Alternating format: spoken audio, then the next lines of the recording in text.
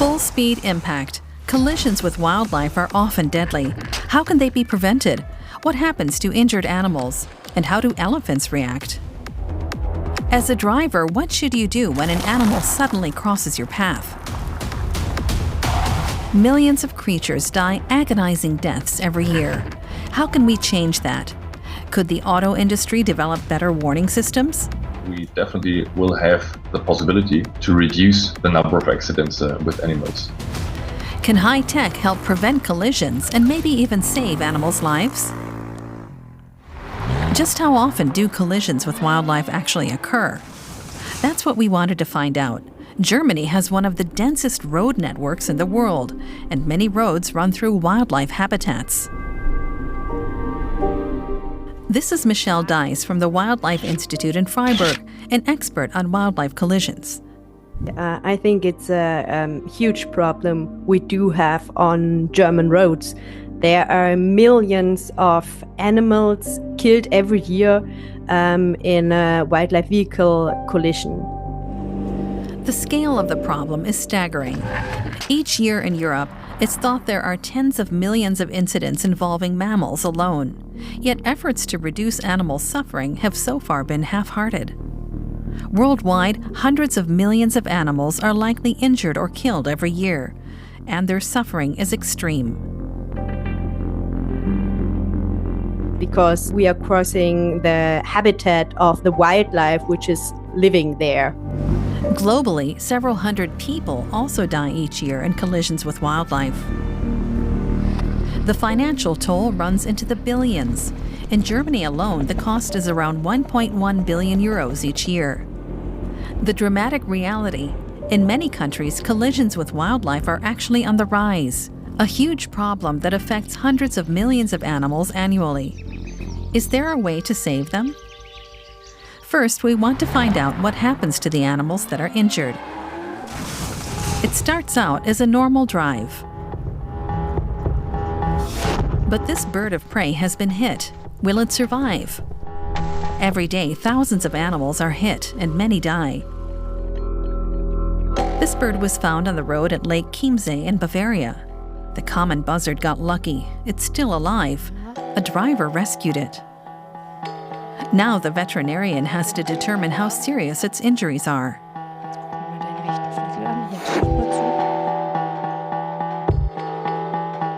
It doesn't feel like the upper and lower wings are broken, but we definitely need an X-ray to know for sure. We'll look at your shoulder. It's a bit painful, I think, given your strong reaction. An X-ray will reveal whether the buzzard has a chance of survival. No fractures, just a dislocated shoulder joint. Once it recovers, the bird will be released back into the wild. Most animals don't survive. Some 280,000 collisions are reported to insurers in Germany each year, but experts estimate the true number is in the millions. We meet Alexander Dreher, a hunter. He's taken in fawns whose mothers were killed in traffic, provided to him by animal protection groups. These fawns are already half-grown. They'll stay here because now they're used to humans. They wouldn't survive on their own in the wild. All four of these deer were orphaned as fawns in collisions. They were raised by private individuals, not professionals, and were later taken into custody by the veterinary authorities. The animals most often killed on German roads are deer. Some 200,000 die there every year, and these are just the cases reported to insurance companies. The numbers are staggering. Every year on German roads, around 5,000 fallow deer die in traffic, and around 3,000 red deer are hit.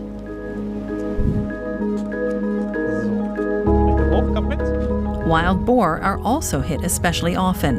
Around 15,000 die each year in German traffic. How can drivers avoid collisions with wildlife? What's the best way to react? We've been invited to a training session at a former airfield by the ADAC, Europe's largest automobile association.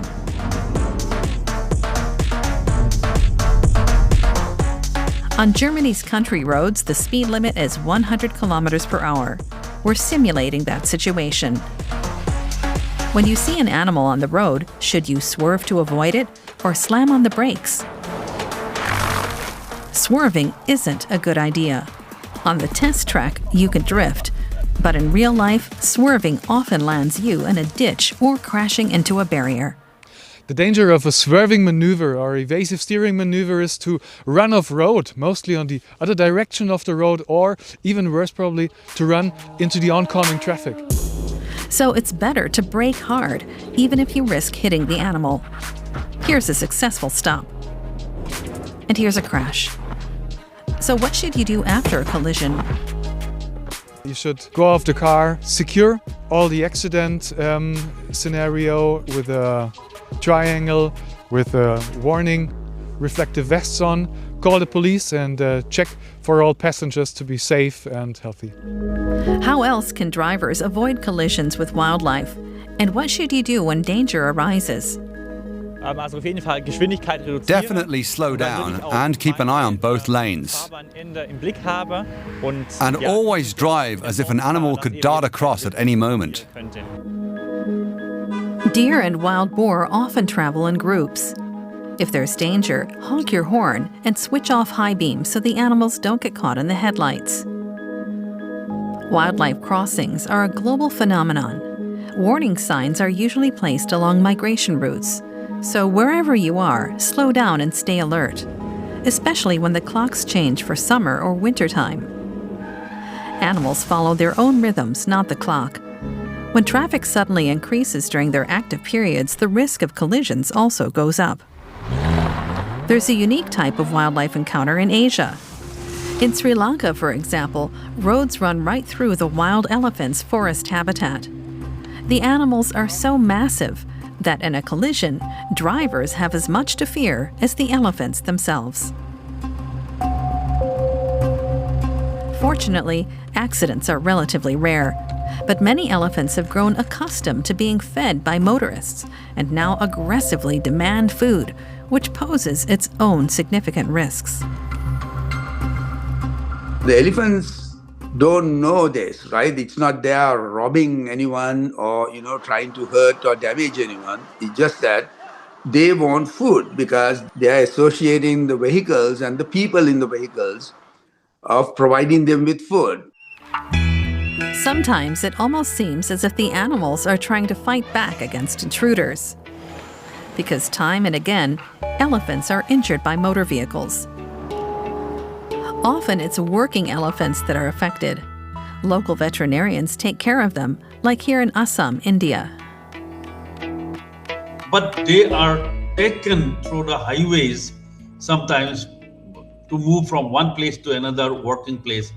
And if it is a night time, the drivers actually can't see the elephants because of their, blackish coat. And so they just, at the last moment, they can see the elephant and they bump against the elephant. In India, cattle often roam around the streets.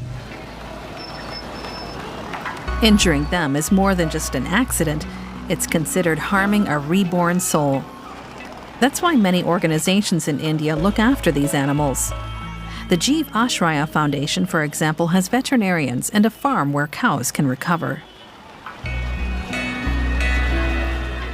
And in Hindu culture, of course, the compassion towards all the living beings is the whole principle. So ahimsa is in the Sanskrit term. It means non-violence.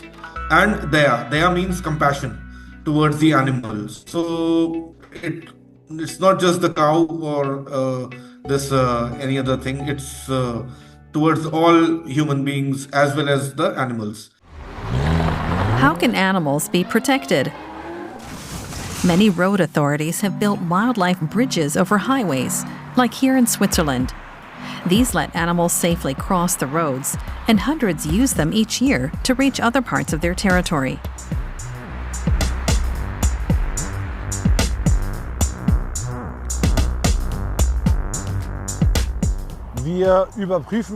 We check every wildlife bridge to see how it's actually used. Here in Neuenkirch, as elsewhere, we saw that animals soon arrived and quickly started using the crossing. Suspension bridges, like here in South America, help monkeys, mice, and reptiles cross safely. Animals can pass safely underneath this railway bridge in Kenya's Nairobi National Park. Red crabs on Christmas Island in the Indian Ocean are helped by special crab bridges. And toads have a better chance of survival thanks to barrier fences and tunnels.